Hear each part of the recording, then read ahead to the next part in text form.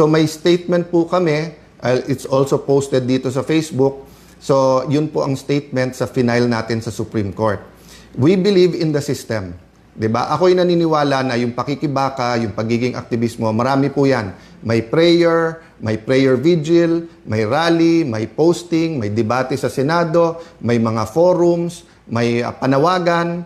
Kasama din po dito ang ating mga branches of government. And sabi po sa ating Philippine Constitution, pag may violation ng Constitution, sa Supreme Court talaga ang punta. So, pakibasa na lang po ang aming statement para hindi ko ituon lahat ng oras dyan. But nasa Supreme Court ngayon po yan.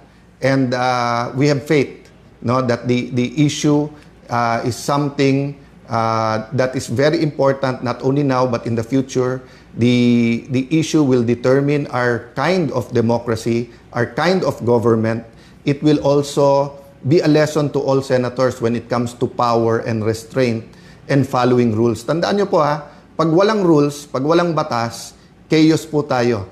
Ang mangyayari wild west. Kung sino mas malakas boses, sino mas maraming barel, sino mas maraming pera, or babalik tayo dun sa yung pag-uusapan natin ngayon, 4Ps Plans, persistence, purpose, principle. Pero kapag walang batas, babalik tayo doon sa guns, goons, and gold. Diba? Yan yung 80s Yan yung sinasabi na pagka may 3G ka, hindi 3G ng cellphone. Ang ibig sabihin nun, guns, may armas ka, nandyan sa'yo police o militar or may private army.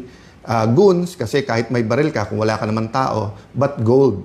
Diba? Kaya yung biro nung time na yon na tinutotoo ng ibang politiko or warlords is the golden rule. Who has the gold rules? So, alam naman natin ngayon kung nasaan yung gold, nasa maleta.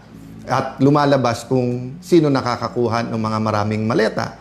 So, pinaglalaban ngayon using the modern day guns and goons para maprotektahan yung kanilang gold. Ginagamit din po yung gold. So, persistence, purpose. So, ano po purpose natin? Purpose, lumabas ang totoo. Purpose is to build the kind of Philippines that we all want. May I ask the law students or, all students, Constitution, Philippine Constitution is a subject that we should all embrace. Tignan nyo po yung preamble ng ating Constitution. Basahin nyo ng basahin po yon. Ako po, pag medyo na-disillusion or kailangan paalalahanin ko kung anong ating pinaglalaban, of course, binabasa ko po yung Bible, respecting everyone kung ano religion nyo, going to God is the primary, di ba? But secondarily, I go to the preamble of the Constitution at pag nabasa mo yan, mararamdaman mo yung struggles ng ating mga heroes. No? So what are plans? Sabi po sa Jeremiah 29:11, "For I know the plans I have for you, plans to prosper you and not to harm you, plans to give you hope and a future." So sabi ng Panginoon, maganda plano ko para sa inyo. Planong pagpalain kayo at hindi saktan, plano bigyan ng pag-asa at kinabukasan. Sabi ng aking kaibigan, aking kapatid, si Carlos, yung kinabukasan at yung pag-asa, pinagsama niya doon. Kasi nga yung pag-asa mo ngayon, pero may pag-asa ka rin bukas sa mga anak mo. So what we're doing now will affect. So EDSA 1 affected my generation. EDSA 2 affected the other generation. Diba? All these scandals, Napoles, ngayon flood control, how we handle it will affect the generation of the Gen Z and the generation that has yet to be born.